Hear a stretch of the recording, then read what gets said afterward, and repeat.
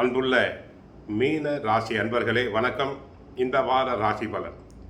மீன ராசி அன்பர்களுக்கு 4ஆம் இடமாகிய சுகஸ்தானத்தில் குரு இருக்கிறார்.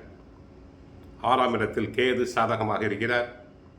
விரய ராசியில் சூரியன், செவ்வாய், புதன், சுக்கிரன், ராகு, வாக்கிய பஞ்சாங்கப்படி சனி, சந்திரன் ஆகிய 7 கிரகங்கள் இருக்கின்றன.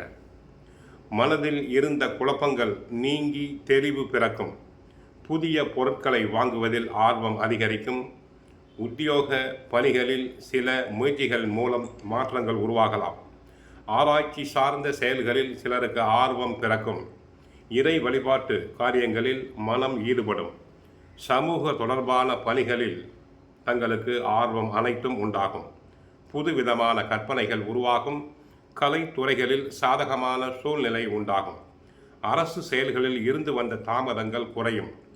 சொந்த ஊர் தொடர்பான பயண சிந்தனைகள் மனதில் மேம்படும். வியாபாரத்தில் கூட்டாளிகளுடைய ஒத்துழைப்பு கிடைக்கும். கால்நடைகள் மூலம் புதிய வாய்ப்புகள், வருமானங்கள் தங்களுக்கு கிடைக்கும்.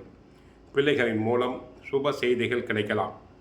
குலதெய்வ வழிபாட்டுக்கான பிரயாணங்களை தாங்கள் மேற்கொள்வீர்கள். லாபாதிபதியும் விரையாதிபதியுமான சனி பகவான் உங்கள் ராசிக்குள் நுழையும் நேரம் வாக்கிய பஞ்சாங்கப்படி மார்ச் 6ஆம் தேதி தங்களுக்கு ஜென்ம ராசியாக வருகிறார். மிகுந்த எச்சரிக்கையுடன் இருத்தல் வேண்டும். 12ஆம் இடமாகிய விரயஸ்தானம் மிகுந்த பாதிப்பில் இருப்பதால் செலவுகளை சற்று கவனமாக செய்தல் வேண்டும். திட்டமிட்டு செலவு செய்தல் வேண்டும். அனாவசியமான செலவுகள் இருத்தக்கூடாது. 12ஆம் இடம் மறைமுகமாக சில விஷயங்களை சுட்டி காட்டுவதால் எதிர்பாராத உதவி கிடைக்கும். வருமானம் நீங்கள் நினைக்காத ஒரு வழியில் வருவதற்கும் வாய்ப்புண்டு.